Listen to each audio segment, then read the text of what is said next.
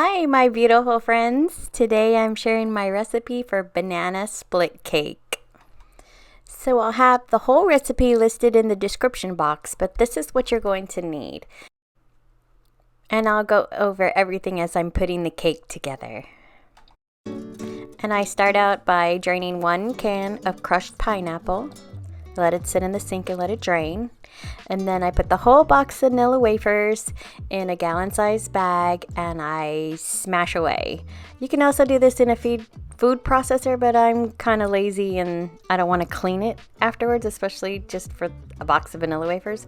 So I take out my frustrations on this poor Ziploc bag filled with the wafers.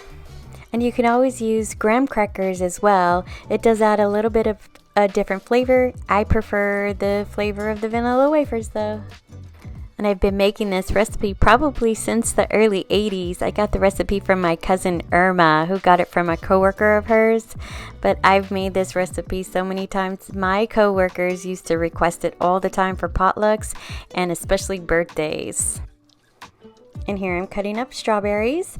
It's actually a large container. I was a few shy, but you'll see later in the video that I had to add more strawberries, so it does take the full large container.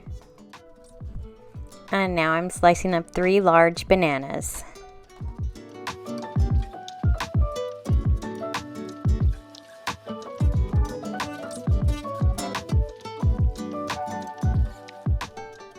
And with the pineapple, I kind of pressed it down in the strainer to take out more of the juice, because if you leave too much juice, it gets kind of soggy and watery.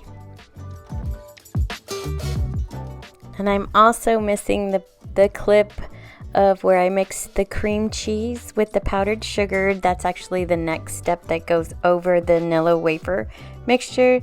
So it's 1 8-ounce package of cream cheese mixed with 1 cup of powdered sugar and a teaspoon of vanilla.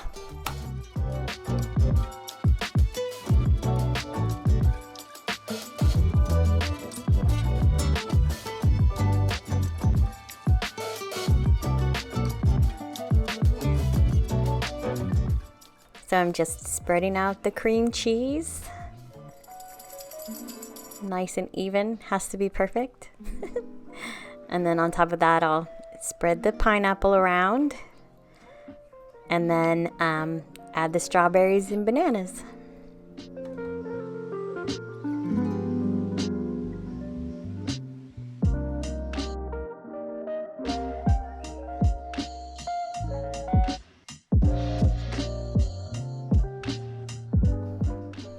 And another good thing about making this recipe in the summer is that it's no bake, so you don't have to heat the house up with the oven.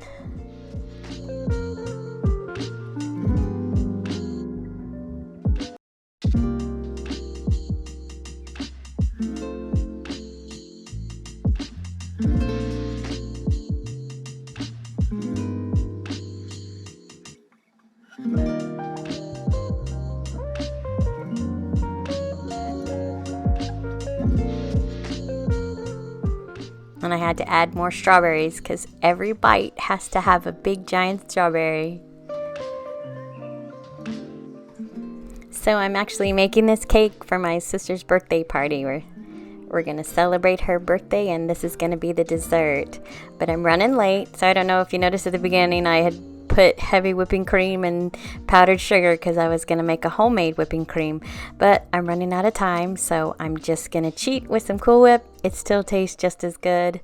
So here I am kind of mixing it up because it's a little bit frozen. So it makes it hard to spread when it's like that. So I kind of mix it up and get it a little bit smooth and melty, easier to spread.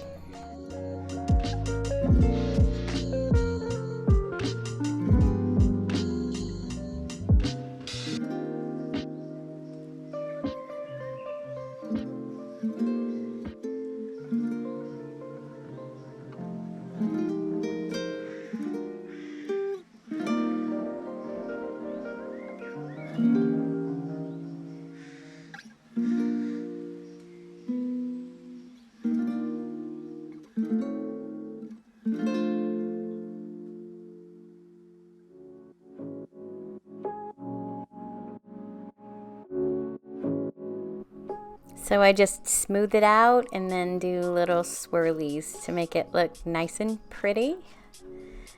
And then on top of that, I'm gonna swirl some chocolate syrup to kind of make it look like a banana split.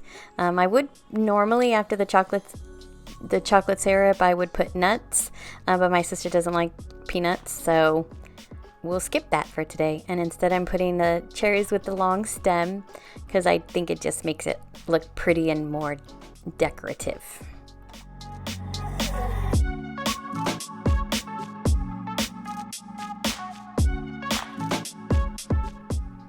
And there it is. How pretty is that?